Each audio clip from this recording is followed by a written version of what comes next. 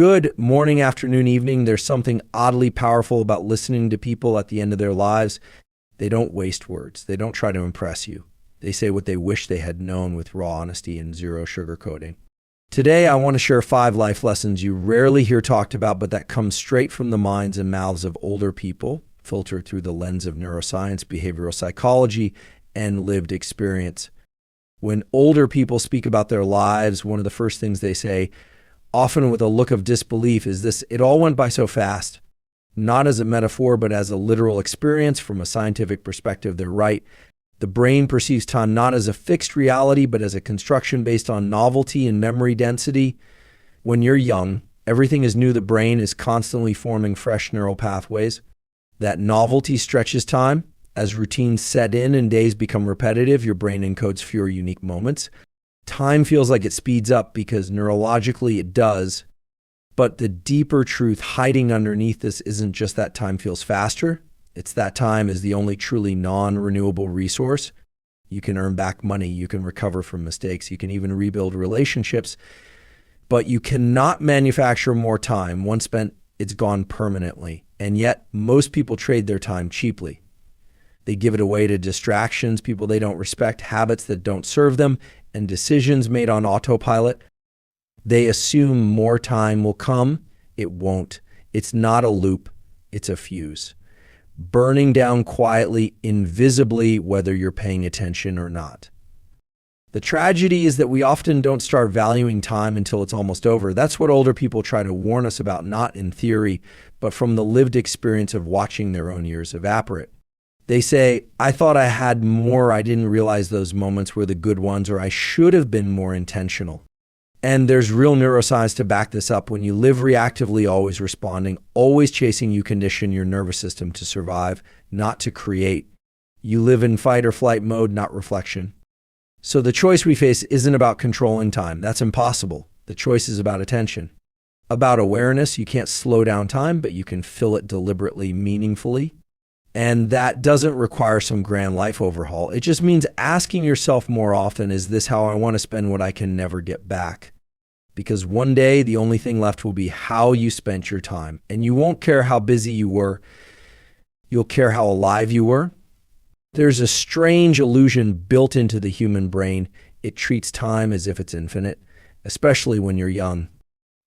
You assume there will always be more summers, more chances, more years. But as people age, they start to feel the truth. Time is not a storage unit, it's a slow drip. And it never refills. From a neurological standpoint, this illusion is understandable. The brain is wired for short-term survival. It cares about now food, safety, stimulation, not some vague decade down the line. So we procrastinate. We say later as if we've signed a lease on the future. But the future isn't a promise. It's a privilege. And eventually, every person reaches the moment where they look back and realize the thing they treated as abundant was always scarce. What makes time different from everything else we value, money, relationships, status, is that it's the one asset that cannot be negotiated with. It doesn't care how important you are. It doesn't care if you're ready. It doesn't pause when you're confused. It moves, whether you move with it or not. That's why older people often talk less about what they did and more about what they missed. Not because they were lazy, but because they misjudged how fast it would all pass. If you talk to them, they won't tell you to work harder. They'll tell you to be more present. To stop assuming that every moment has a backup version. To stop delaying joy or silence or risk because now isn't the right time. What they've learned, what they wish they had known, is that the right time almost never announces itself. You either show up or you lose the moment forever. The real loss in life isn't failure. It's the slow erosion of possibility caused not by lack of potential, but by the quiet belief that you can wait. The truth is, you don't get to manage time. You only get to manage your choices. And by the time you truly understand that, you've already spent more than you thought. We tend to talk about time as if it's a tool we own, like a watch we wear or a calendar we manage. But the reality is more brutal. We don't own time, we borrow it. And the terms of that loan are non-negotiable. Every second is charged against us, whether we're using it well or wasting it completely. From the perspective of brain science, the default mode of the mind is not clarity, but distraction. Your brain is designed to protect, not prioritize. It doesn't naturally highlight what matters most. It responds to what's loudest, most urgent, or most novel. That's why days vanish into digital noise and weeks evaporate inside. Routines you barely remember. You weren't doing anything wrong. You just weren't paying attention.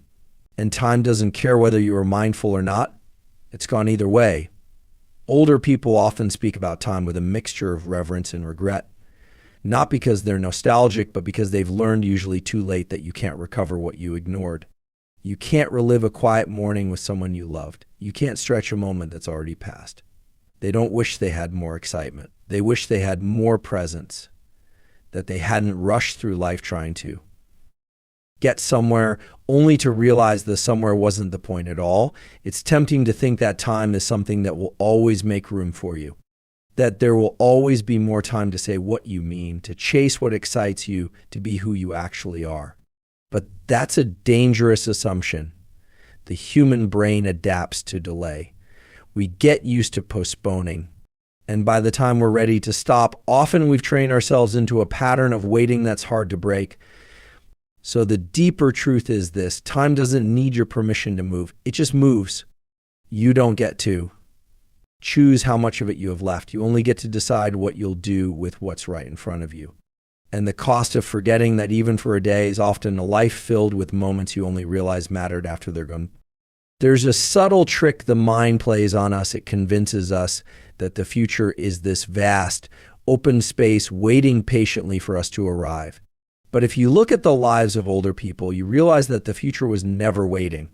It was moving all along, quietly, steadily, without pause, and now it's behind them. Biologically, the human brain isn't optimized for long-term awareness. It evolved to solve short-term problems, danger, hunger, shelter. That's why the days feel urgent, but the years feel distant. But here's the paradox: those distant years eventually show up, and by then, your attention has been consumed by things that didn't matter as much as you thought they did. You didn't mean to waste time. You just didn't realize you were spending it. There's a phrase older people sometimes use, usually with a tone of quiet disbelief: I thought I had more time. It's not just about aging, it's about lost intentionality. Time doesn't just vanish in catastrophe, it dissolves in repetition, in the harmless-looking routines, in the I'll do it next week logic, in the endless waiting for a more convenient season that never actually arrives. The tragedy is that many people only start measuring time when they feel its shortage. By then, the moments they took for granted have hardened into memories, and the opportunities they delayed have closed. Not because they were lazy, but because they didn't fully grasp that every small choice carries a time cost. Every scroll, every delay, every obligation accepted out of guilt rather than alignment, it all adds up. So the deeper question isn't just what are you doing with your time? It's what are you trading it for? Because time is a transaction. Every hour you spend is spent on something, and that something might be draining you of a life you were meant to live. You don't feel the debt until later, but the interest compounds daily. Time won't ask for your permission. It won't signal when it's running out. It just moves. Which means the discipline isn't about scheduling better. It's about noticing sooner. Noticing when you're on autopilot. Noticing when you're deferring something meaningful for something easier. Because while it's never too late to realign your life, it is always later than you think. There's something deeply human about assuming we have more time to figure it out, to make things right, to finally begin. But the truth, one that older people often discover when they least expect it, is that time doesn't stretch with our intentions. It only runs forward indifferently and without pause. From a neuroscience perspective, we aren't wired to grasp the cost of time in the moment.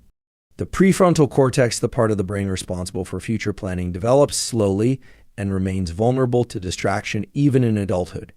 That's why urgency feels more powerful than importance. That's why short-term comfort so often wins over long-term meaning.